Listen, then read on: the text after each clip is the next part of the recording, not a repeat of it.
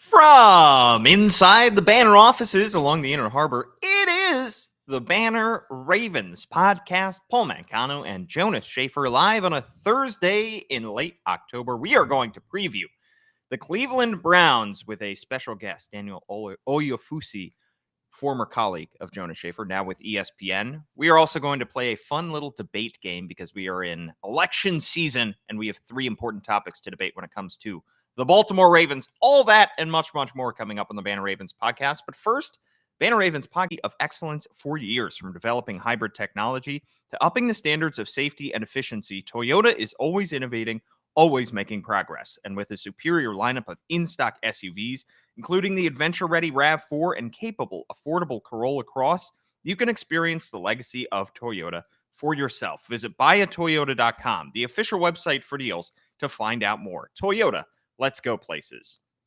All right, Jonas, we are mere days away from the Ravens' Week 8 matchup against their divisional foe, Cleveland Browns. Ravens, in case you haven't heard, have won 5 in a row. They're looking like one of the best teams in the NFL, but there are still some questions that we have about this team. Some guys coming back from injuries and some veterans that are slightly underperforming that we are going to debate. And what better way to do it during election season than to do it a debate style and have these topics presented as if they were, platforms for candidates. I guess you're on the left. I'm on the right. This is a mirrored camera, so who's to say what's really where we stand politically? Our reality is flipped right now. This is true. All right, Jonas, shall we get into this? Let's do it. First topic: Keaton Mitchell was seen at practice yesterday by your own two eyeballs at the Ravens training facility. He is back off the PUP list. He is back at practice. He's continuing his recovery from an ACL tear suffered last December. Ravens designated him to return, so they have 3 weeks to add him to the active roster. And Jonas, we may forget, because the Ravens signed Derrick Henry in the meantime, that Keaton Mitchell, in his brief stint in the NFL last year as an undrafted rookie, looked like a spark plug for this offense. Played in 8 games, started 2 of them, and averaged over 8 yards per attempt, 400 rushing yards on 50 attempts, and also had 93 receiving yards on 9 catches. He was electric out of the backfield. He was electric in the run game. He got a lot of opportunities midseason before he went down with that injury. Ravens currently have Justice Hill playing pretty well as the lightning to Derrick Henry's thunder. My debate question for you: should Keaton Mitchell, once he returns, get more opportunities than Justice Hill in this offense? I am going to say no, because we don't know what Keaton Mitchell is going to look like post-knee surgery, post-knee rehab. We also don't know how well he's going to fit in this current iteration of this Ravens offense. You think back to last year, a lot of his success was the Ravens lining up in 11 personnel. You're getting those spread looks. You're getting those light run boxes, and Lamar reading things out or just giving a handoff, and Keaton Mitchell being quick enough to hit those gaps and get to the second level, get to the third level, and just take off from there. I don't think that this offense, the way that it's constructed, he can still be a home run threat, but I don't know if it's 1-to-1 with him being this incredible success in a spread offense to being more condensed looks with heavier personnel. Is he going to be as effective if he's running into more linebackers and fewer DBs? To be determined. I think it was impressive to go back and look at some of the highlights from last year and look at how many tackles he was able to break. He was awesome. And also, he did have a very impressive success rate to me, which to me suggests that it wasn't just a lot of boom bust plays. He was consistently moving the sticks, staying ahead of the sticks. I think he was top 10 in success rate, which was, I think, the best on the Ravens roster, obviously, among those running backs. But it's just very tough for me to look at what Justice Hill's done as a receiver, as a blocker, even as a running back when they've let him tote the rock, and say that just that Keaton Mitchell coming back from what he's coming back from, going into this offense that's going to be a little bit different than the one he operated in last year, would automatically be an upgrade in certain facets of this offense. First of all, what a luxury it is that this team that is one of the best in the NFL, has one of the best offenses, if not the best offense in the NFL, is looking mighty unstoppable through the air, on the ground, is getting back somebody who was incredibly productive for them in the middle of the season last year. There are just so many toys at Todd Monken's disposal that he can play with here, and I'm sure that they will find a good role for him.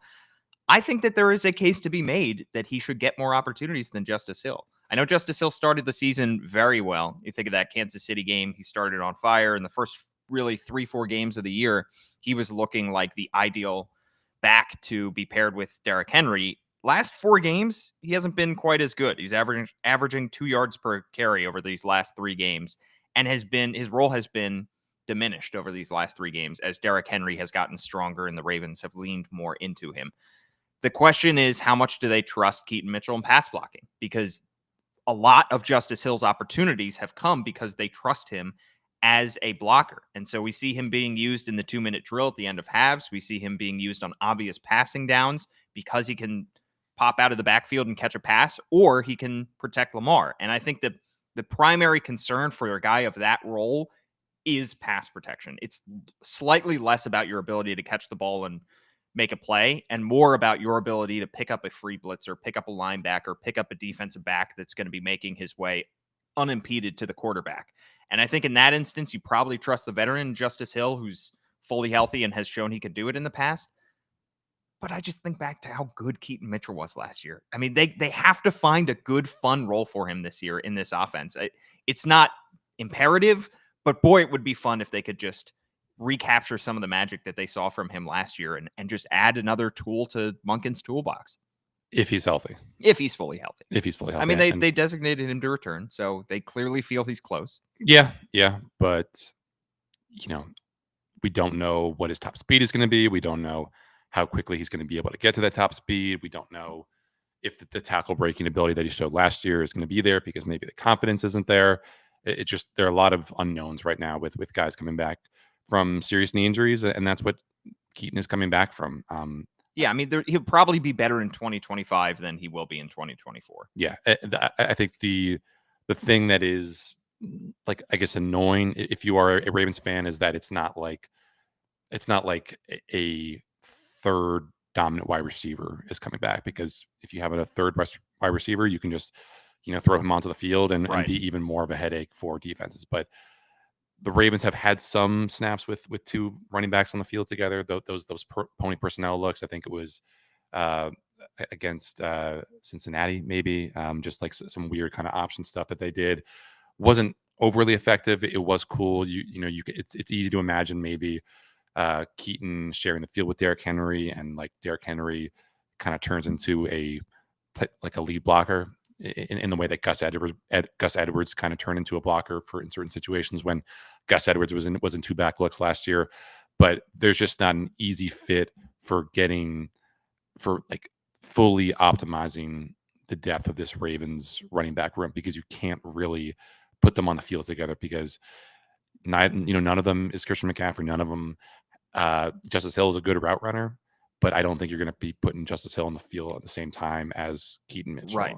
And that is the issue. So many teams talk themselves into, we'll just have 2 backs on the field at the same time, and we can have it work because Bijan Robinson could be the next Christian McCaffrey, and then that just doesn't happen. Like, there's only one Christian McCaffrey, a guy who can just cook any linebacker in coverage. And Keaton Mitchell's fast, but is he the route runner? Does he have that kind of route running ability that you need to dust whoever he's up against? I'm a little skeptical of that. And there is only one Derrick Henry, and Derrick Henry's still going to get the bulk of the carries. This is an issue that is on the back burner, because it's hardly an issue when you have this many good players that are demanding playing time, and it's hardly an issue when you have somebody who is ready to tote the rock as many times as he is. But I just look back to Keaton Mitchell last year when he was fighting for snaps as a rookie. He misses the first several games, comes back, and is out snapping by his second or third game Justice Hill.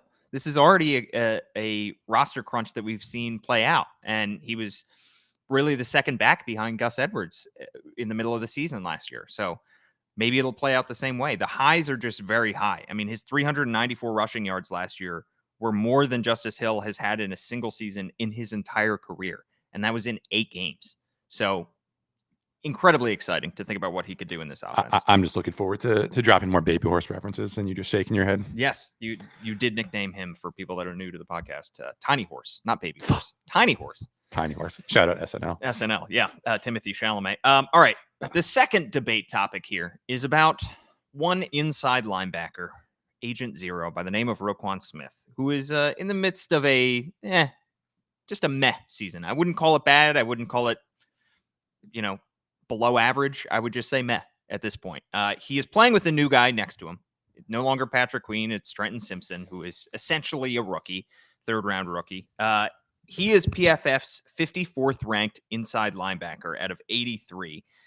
And Jonas, to me, he just looks a slight step slower than he did last year. Now, he's playing with a different defensive coordinator. We've seen several guys that were in this defense last year who were phenomenal in last year's defense that was coordinated by Mike McDonald look slightly worse under Zach Orr. I think of Brandon Stevens as the prime example there. Is this a concerning season and a concerning sample size for Roquan Smith so far? I think he hasn't been the force multiplier that he was last year. That's for sure. I don't think this is all pro Roquan. I don't think this is Pro Bowl Roquan. Maybe that has had to do with him losing Mike McDonald. It's not like was unfamiliar with Zach Orr, because Zach Orr freaking coached him last year. But he was the inside linebackers coach last year. Yeah.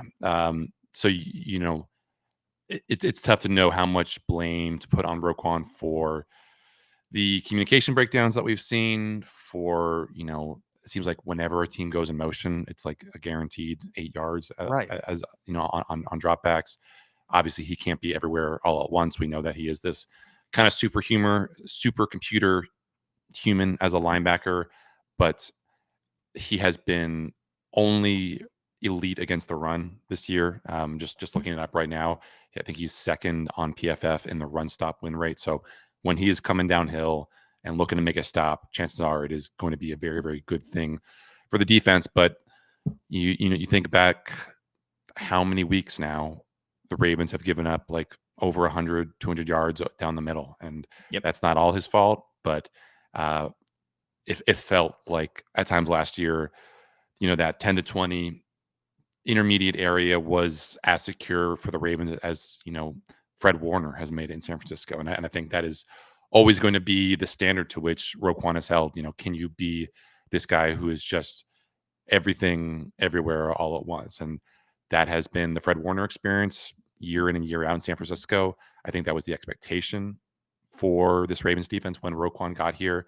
And it definitely was for the first year and a half. But this year, it just hasn't been very, very good. And maybe it's going to change over the second half of this season. But it's definitely a very different environment with no PQ next to him, with no Mike McDonald calling plays, with the pass rush not really, maybe covering up some of those deficiencies because it's not getting home as quickly. So there's a lot of stuff that's working against him. But if you are being paid like the NFL's highest paid linebacker, you got to figure some stuff out. Yeah, only two QB pressures for him so far this year. He had 7 last year, according to Pro Football Reference. Also, opposing quarterbacks, their yards per completion when he's being targeted is definitely up. Quarterback rating when he's being targeted is up. So they are completing, the stats bear it out. They are completing a lot more over the middle against this defense than they did in previous seasons. Final debate topic here, Jonas. Trade deadline targets. We're a couple weeks away from the trade deadline. A lot of chatter has been around the Ravens' edge rushing core and whether they should add to that group. We've already seen a bunch of top wide receivers go before the trade deadline. We saw DeAndre Hopkins traded yesterday. We saw Amari Cooper traded last week. Devontae Adams traded last week. There's still some guys out there, but the way that this wide receiver core in Baltimore has evolved, Rashad Bateman looking like a legit number 2. Zay Flowers has, after kind of a slow start, has already picked up his production. Offensive line was another big potential area that they could add to. They seem to have righted their issues so far, righted the ship. Is edge rusher now the biggest position of need for this team at the trade deadline? I think it is. I've got a story coming out pretty soon, hopefully within the hour or so, just looking at on the BaltimoreBanner.com, where you can subscribe $1 for 6 months.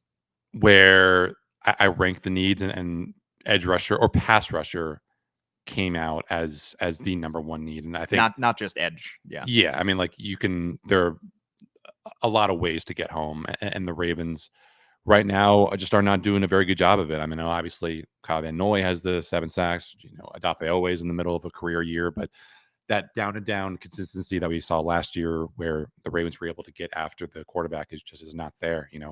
One of the stats that I think stood out the most to me when I was working on this article last year, when the Ravens had just a 4-man pass rush, obviously that looked a lot of different ways with Mike McDonald. Sometimes it was just, your 4 down linemen. Mm-hmm. A lot of times, sometimes it was 3 of that down linemen and, a guy kind of coming from out of nowhere to get home and buzz the quarterback. But they were 7th in the NFL last year in pressure rate when rushing 4 or fewer pass rushers.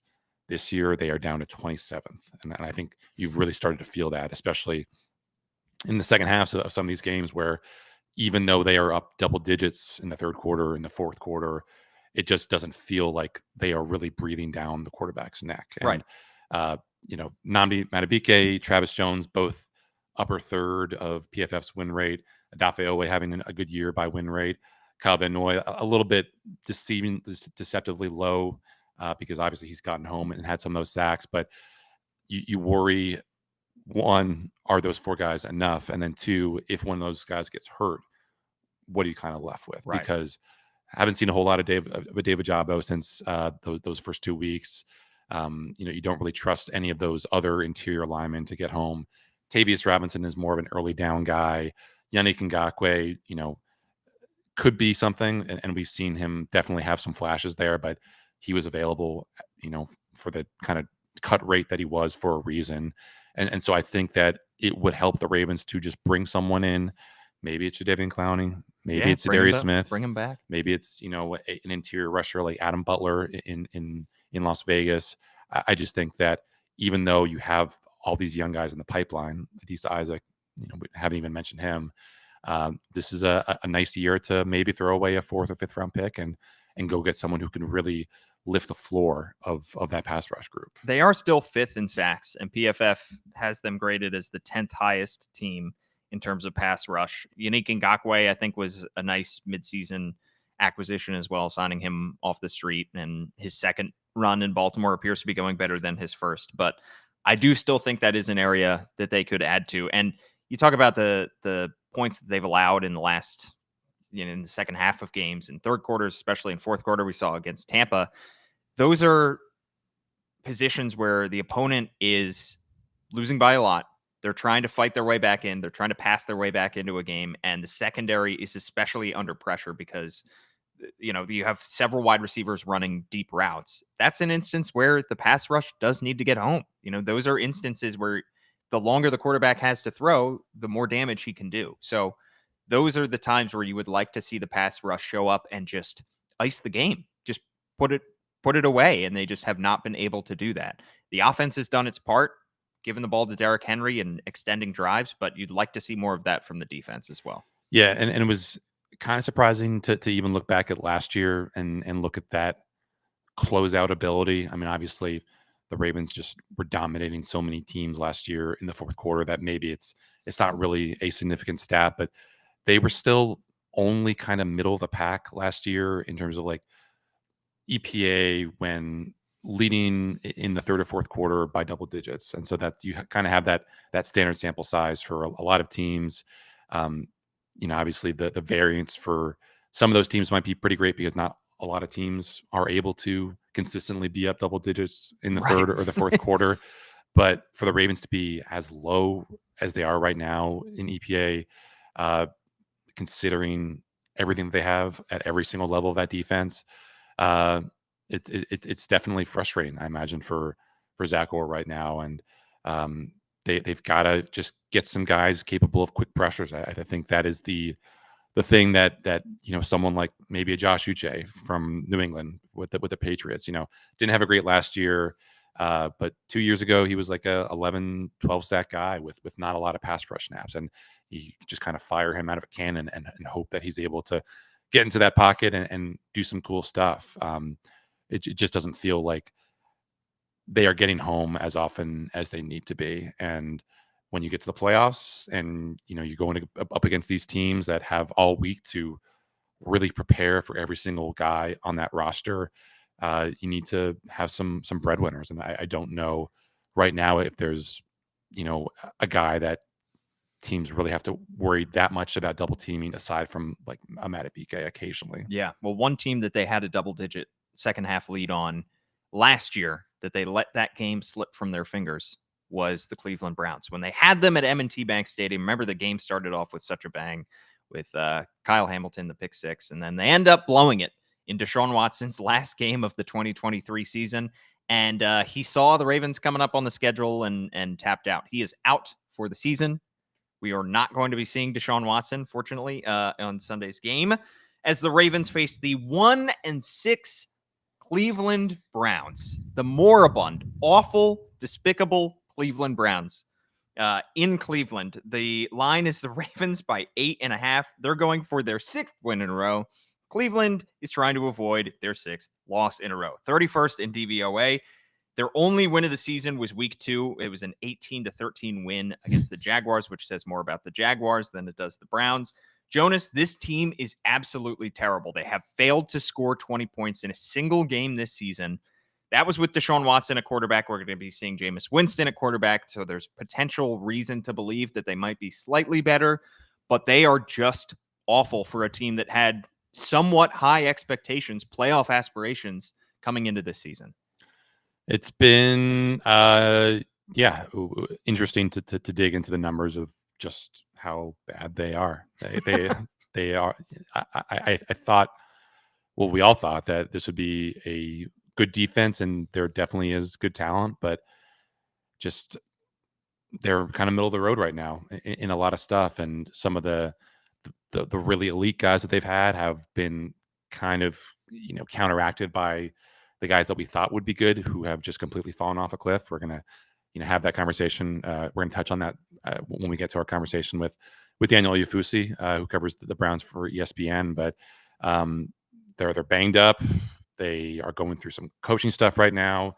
The quarterback situation has been awful, and that is obviously the most important position of this whole enterprise. And to be honest, it's a little surprising the Ravens are only favored by 8.5. I know that some people are saying it's a division game, it's a talented defense, yada yada, but it just feels like it should be more, considering the trend line for the Ravens and the trend line for the Browns are just headed in completely diametrically opposite directions right now. Ravens are a little bit banged up. Obviously, Marlon Humphrey suffering that knee injury after his second interception in a row last week against Tampa. Zay Flowers, ankle injury. Nate Wiggins, shoulder. Travis Jones, ankle. What are you thinking about the Ravens' availability of those guys in this game, Jonas? Yeah, John Harbaugh is optimistic. We didn't get a great look at any of those guys yesterday because it was just a walkthrough. But, Harbs got asked about Marlon yesterday, and he said, just talking generally about all of the dudes who would be starters but were not participating, quote, "I'm hopeful all those guys are guys that have a chance to be back. We'll just have to see how it plays out during the week." So we'll know more in about 2 hours or so, but I don't think that the Ravens will be especially starved for starting level talent. Yeah. My word of the day, Jonas, I've picked it yet again, and it's Schadenfreude. It's the German, which is happiness at the misfortune of others, or enjoyment obtained from the troubles of others. The origin, 1868, German, comes from the Schaden, which means damage, Freude, which means joy. Is Freude, do we think it's from Sigmund Freud? I was honestly thinking maybe, but 1868, perhaps. That's what Browns fans have been accused of, is Schadenfreude. When Jameis Winston, after their last loss, came out and really chastised fans for cheering when Deshaun Watson was injured. Definitely don't look up Jameis Winston's history with lawsuits. Look, it's a fraught topic. Players get hurt or out for the year, but they're also bad people, and it's a difficult conversation to have. And it's look, it just could not have, the injury could not have happened to a better guy in Deshaun Allegedly. Watson. Allegedly, the better guy. Allegedly. Let's not get sued. Yeah, let's not get sued for any of that. All right, we are going to get into our preview of this Browns team with somebody who covers the team, Daniel Oyefusi. Enjoy our interview. And now we're joined on the Banner Ravens podcast by Daniel Oyefusi of ESPN, who covers the Browns and used to be Jonas's coworker. And that's my first question for you. What's it like to be Jonas's coworker before he's matured into the great man that he is today? You knew him way back when. I haven't matured at all. Yeah, I think I knew him before he turned the big 3-0. So like it was I've been 29 5 years in a row, Paul. Jonas in his 20s. Wow. Yeah, we'll go with that. But it was an experience. Jonas he has a personality to him. Very eccentric, I would say. But no, it was a fun experience. I told Jonas when I first left to go to Miami, like I learned so much from him, and I felt like I grew so much as a writer, as a reporter, because I work with him. So it was definitely a fun 2 years with Jonas, and I'm excited to see him this Sunday. And now everywhere that Daniel's gone, he's brought the quarterback Grim Reaper with him. So yeah, interesting way to look at it, but yeah, never thought about it like that. Yeah, let's talk about the quarterback troubles, shall we say, that Cleveland is going through. Obviously, Deshaun Watson out for the season. Things weren't going great before then. It's hard to put into words. I guess you could drum up stats on it, but it's hard to put into words just how bad Deshaun Watson was prior to the injury and how bad his Cleveland Browns tenure has gone so far. What the heck happened to Deshaun Watson to get to this point where he is now out, and that's a good thing for the Browns? Yeah, well, first off, I would say it's astonishing to look at some of the numbers when you kind of compare them over, like since 2000 in the last, 2 decades, of how poor not only this offense was, but him leading the offense. And yeah, like what happened? Like that is a great question that will one day be told in its entirety. I think that for me coming into, this being my first year in Cleveland, kind of focusing on specifically this season, it was pretty much everything that they did not expect. He was coming off a shoulder injury from last year. We all remember, him, the lasting memory of him, his last season was, kind of engineering, this great comeback, completing all 14 of his passes against the Ravens. Big win. A couple of days later, he's out for the year. He rehabs that injury. They bring in offensive coordinator Ken Dorsey, who's worked with Josh Allen, Cam Newton, all these dual threat quarterbacks, and they're like, "Hey, we're gonna go back to what you did in Houston. We're gonna go back to what you did with the Texans when you were a Pro Bowl All-Pro player. We're gonna spread it out, put you in the shotgun, do all this RPO stuff that he's been comfortable with." And it just never fit for whatever reason. Now, I will say the issues with the Browns' offense are not limited to Watson. I think that we're probably going to see that on Sunday, even with Jameis Winston. They have had some injuries on the offensive line. That unit has regressed. They just got Nick Chubb back. The wide receivers, Amari Cooper before he was traded was, not really his usual self. So the issues aren't, limited to Watson. But when you just kind of looked at Watson in a vacuum, he just looked like a guy who had no feel for really playing the quarterback position, whether it was, bailing out of, clean pockets, kind of missing routine guys, not seeing the middle of the field well. He just looked like a guy who just, you could attribute it to rust, but, because, obviously he sat out 2021, had a suspension, 11-game suspension 2022, missed half of 2023. So you could attribute it to rust. But he was, a consistent, a consistent participant through OTAs, through training camp. And even back then, you kind of saw the signs of a guy who just didn't have that timing, that feel. And it kind of just hit a new low, it seemed, every week up until, his Achilles injury last Sunday. Yeah, I wonder now, looking back, if the canary in the coal mine for this Ravens defense was giving up the however many yards and that the second half comeback to Cleveland, because to see what Deshaun Watson has struggled with, and the fact that he was able to do something against that Ravens defense last year while it was still a good thing, kind of baffling. But spinning it forward, Daniel, just to what the Jameis Winston experience might be like. Obviously, kind of a weird optical situation there with Dorian Thompson-Robinson being the backup, getting his hand hurt. I guess he's practicing this week or could be practicing. I mean, is the sense in the building that Jameis is the best option for this offense right now, or would it be a healthy Dorian Thompson-Robinson, or is it just a situation where no one really knows because all we've seen so far is Jameis? Yeah, is Deshaun rather? Yeah, that's a really good question. I'll put it this way: the inserting Dorian DTR as the backup was, I think, a little surprised kind of to the outside. And then I talked to somebody in the organization that actually thought that DTR was, the best option out of him and James, like in terms of the backups. The explanation afterward from Kevin Stefanski was kind of confused, made things a little more confusing. He said that, and you got to remember, Jameis was the backup in the first 6 games of the year. But when we asked Stefanski about it yesterday or on Monday, he said that he viewed both those guys as the number 2. They've been using this short yardage package with Jameis instead of Deshaun. Well, on 4th and 1, they'll take Deshaun out, put Jameis in, and do a sneak or some variation off that.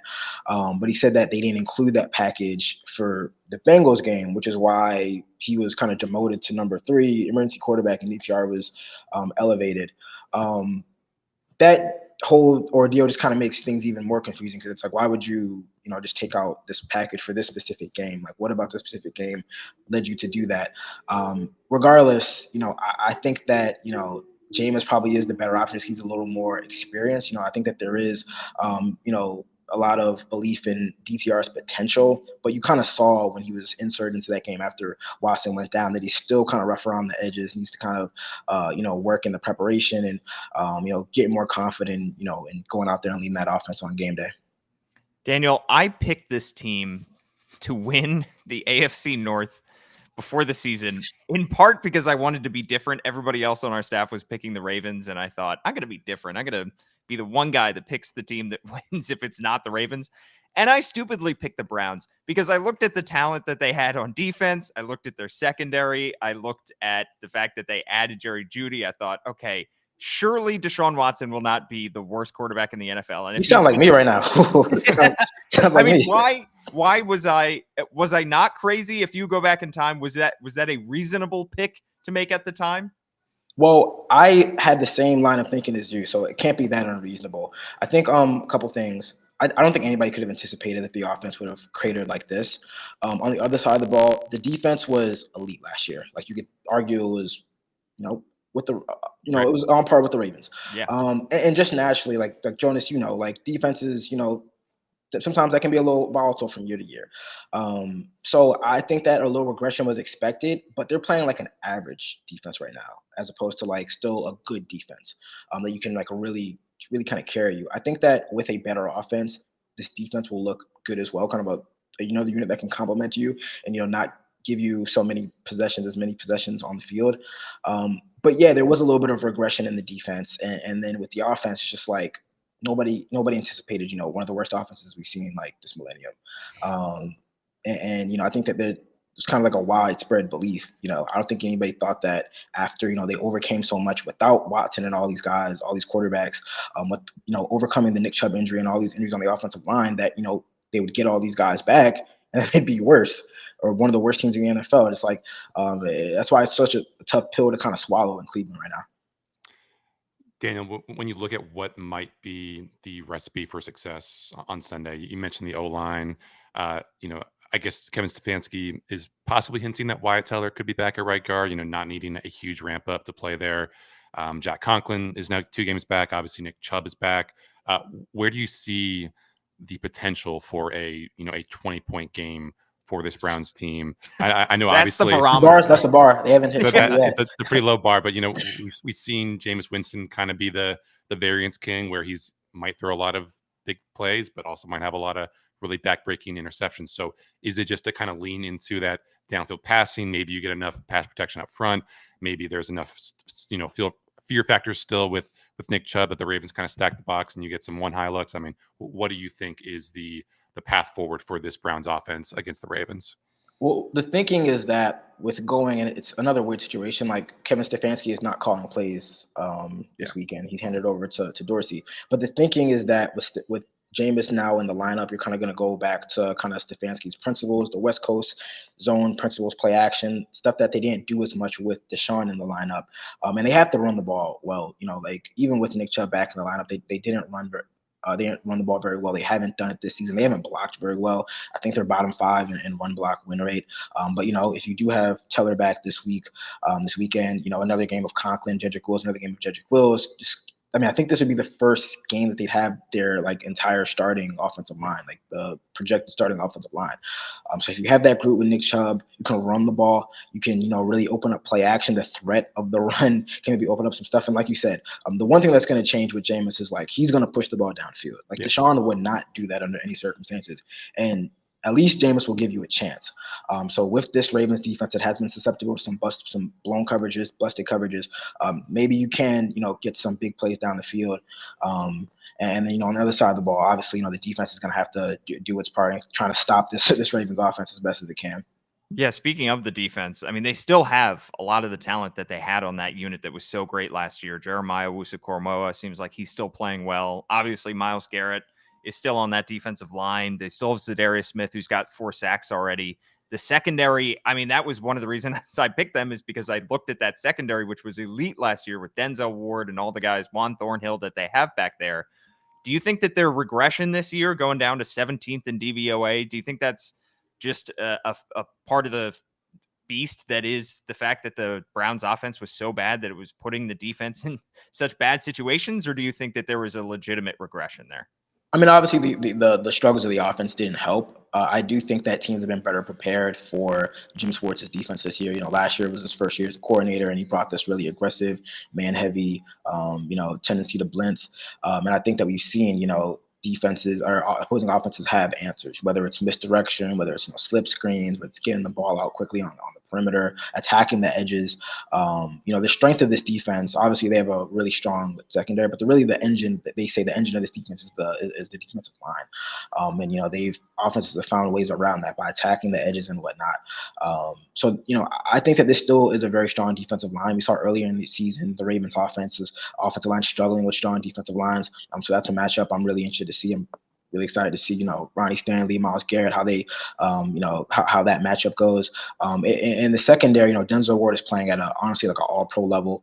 The other side of the cornerback room, Martin Emerson, who's been a really strong pro his first couple of years, he's really struggled, and teams have been attacking him.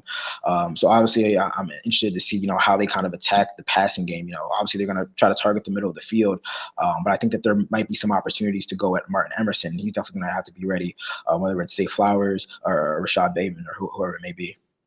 Daniel, last question from me. I think obviously when we think back to those 2 Ravens games last year, and I guess pretty much a lot of Browns games over the past, season and a half, it's been a lot of blitzes, counting on those cornerbacks to hang up in coverage. You look at the stats for this year, Cleveland blitzing almost 40% of the time. Lamar has almost overnight, it seems like, turned into one of the NFL's best quarterbacks against the blitz. Do you think that Jim Schwartz is going to be kind of doubling down on that same play style and thinking we've got a chance, or this is our only way to really kind of create the kind of chaos that we need to hang in this game? Or do you think we'll see maybe a more restrained version of this Browns defense? Yeah, I'd be surprised if Jim Schwartz, went off his calling card. They talked entering this year about throwing in some wrinkles into this defense. Truthfully, I haven't seen it. It seems like they have really doubled down on their tendencies, and it's kind of like you got to go swinging. Like he's talked about doing what fits his players, and that's what they are. They're an aggressive, downfield blitzing team that just rely on their cornerbacks. So I'd be surprised if they deviate too much on Sunday. Daniel, my last question. You wrote recently about the tumultuous time that Deshaun Watson has had looking back at the time since he joined Cleveland. He starts with that suspension, then he comes back and plays poorly, the myriad injuries he's had. I got to ask you to spin it forward because this team still has his contract on the books. And prior to the injury, it was over $100 million in dead cap if they were to cut him post June 1 after this season. So there was just no way that they could get around that. I did see a report that they do have insurance on his contract, so maybe that'll help mitigate it. But this is a team the Ravens are going to face twice a year for the foreseeable future. Why is there any belief in Cleveland that they can figure this thing out in the next couple years? Or are they just going to be stuck in this salary cap purgatory and this quarterback hell? It does seem like contract-wise, they're stuck with him for at least 1 year, at least one way or another. Having him off the books would be like prohibitive to roster building in 2025. But if you're looking for that sliver of optimism, it looks like they're gonna have a top pick. I don't know if you're a Shadir Sanders fan, a Cam Ward fan, but it seems like they're gonna have their choice of a top quarterback. And that can change a lot very quickly. Like we've seen what CJ Stroud has done. We've seen what Jaden Daniels has done this year. Having just a good quarterback can fix a lot. And I do think there's still a lot of talent on this roster. Obviously, in the offseason, they're gonna have to decide, like which way to go, because they do have an aging roster, some aging vets. But with a top pick, if you get a quarterback, you're kind of laying the foundation for a bright future. I think it would be perfect for you, Daniel, and just so on brand if you go from writing about the fraught topic of Tua and concussions to the fraught subject of Deshaun Watson and everything that he's been through in Cleveland to Deion Sanders in Cleveland as the invisible string puller. But I just hope that you get good quarterback play, because it's a lot better, as you know, for someone who covered Lamar to cover a team with a quarterback who can do some cool stuff. Yeah, most definitely. It's been an interesting event for 2 months, or I guess 6 months in Cleveland for sure. Daniel, where can everybody find your great work? Yeah, ESPN, ESPN.com for all my Browns content. Awesome. Daniel Oyefusi joining us to preview the Browns. Thanks so much, Daniel. Anytime. Thanks for having me. Great insight into Sunday's opponent. Jonas, let's get into our score predictions. What do you have winning this game? Oh, man. I really considered it long and hard for this one. I've got the Ravens 27-14 in Cleveland. I guess it wouldn't surprise me if we get kind of a, knock them down, slug it out, just slot fest because of what this Browns defense can do. Obviously, you feel a lot better with Ronnie Stanley in this current form, being able to mitigate some of the Myles Garrett scare factor. It was interesting to go into some of the data and see that Cleveland actually, when it has that base defense on the field, does a pretty good job of limiting the run. Not so great against the pass, which is maybe where the Ravens look to go when they line up with those 2 back sets, with those 2 tight end, 3 tight end sets. But you just think, even if the Ravens have a below average game on offense, I feel like this is a get right game for the defense, because even if Jameis Winston has a solid game in this one, or is up for a solid game, who is he going to be throwing to? David Njoku has not been very effective this year, under 200 yards receiving. Jerry Jeudy, I think, it's hard to have any faith in him, considering just how little production he's had over his career. Elijah Moore is just a guy. Cedric Tillman hasn't really developed into anything. Obviously, the Ravens have the way of making good receivers look great and mediocre receivers look good. Maybe this is another game for them, but I just feel like even if they don't have Marlon Humphrey out there, Brandon Stevens should have an advantage. Nate Wiggins should have an advantage. I don't think that this Browns offensive line is going to be able to hold up for that long, unless they are just all of a sudden very, very healthy. And then, Jameis Winston, I think, is going to be probably making 1 or 2 bozo throws that kind of gives the Ravens a short field, or just really, really undercuts whatever Cleveland wants to do offensively. And, the transition from Kevin Stefanski to Ken Dorsey is not, I think, a big deal, but maybe there will still be just some drag on that and limiting whatever Cleveland wants to do, moving the ball down the field. So I feel good about the Ravens, scoring a couple touchdowns and maybe, having a relatively, not totally crazy Browns game, unlike the last one that we saw in Baltimore. You never actually give your score prediction. I did. I said 27-14. Did you? Yeah. Was I just not listening? Yeah. Okay. That sounds about right. My prediction is 30-10. This has to be a get-right game for the defense. And we said last week that even if they pitch a shutout against the Browns, that won't really impress us all that much. But they have to show up. The only thing that they can do is make us less confident in their ability to stop premier offenses, because this is not a premier offense, and the defense has to show up and has to show that they can be good, at least against mediocre to bad offenses. And it has to be a good game from the defense. I think the offense is going to keep rolling. I'm curious to see, how they attack this Cleveland defense, whether it's through the air or on the ground. And we could be talking about another blowout like we saw last year, when in Cleveland we saw Dorian Thompson-Robinson making his first career start, and it was a 28-3 blowout. The Ravens had 3 interceptions in that game. I do think Jameis Winston is the better option over Dorian Thompson-Robinson, but he is not as mobile in the pocket. So maybe that pass rush can get home a little bit more frequently than they would against a more mobile quarterback. What is the line for passing yards for Jameis Winston, at which point you are committed to saying that someone needs to be fired or cut? I don't think Coming out of anybody Sunday's needs to game. be fired or cut. I don't want to. Well, no. If it's throws 500 yards, you're not going Yeah. to say fire someone. 400 yards. I'm not going to call for anybody's head, but I think he shouldn't be throwing for 300 or more yards. He just shouldn't be. Am I wrong? No. He shouldn't be lighting it up through the air. I mean, people forget. They thought a lot of our listeners thought we were a little too harsh on the secondary because a lot of the Bucs points came in garbage time last week. But they're forgetting that offense was rolling up until the point where Marlon Humphrey had that pick in the end zone. I mean, if Baker Mayfield just takes a sack there and they get 3 points out of that drive, then that offense was still rolling down the field and was still primed to put up a lot of points.